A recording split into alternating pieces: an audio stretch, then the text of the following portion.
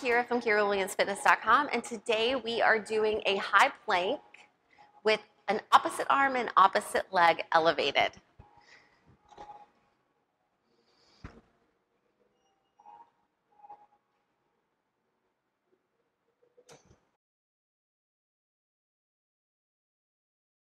When we do these, we want our fingers spread because this is going to help us balance. We want our shoulders, elbows, and wrists all in one straight line. We're going to squeeze our abs, squeeze our glutes, flex our quads, and press the earth away. So we'll start off in a solid high plank here. We don't want our hips lowered down. We don't want our hips up in the air.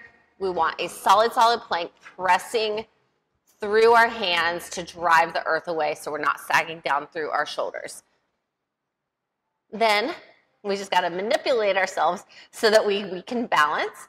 I start off with one foot off the floor, just hovering, and then carefully bring an opposite arm up. We can alternate sides very carefully. Lots of stability and balance required here, or do holds on one side, then switch to the other for however much time. So if you want to learn how to create more balance and stability in your body, sign up for online personal training at KyraWilliamsFitness.com.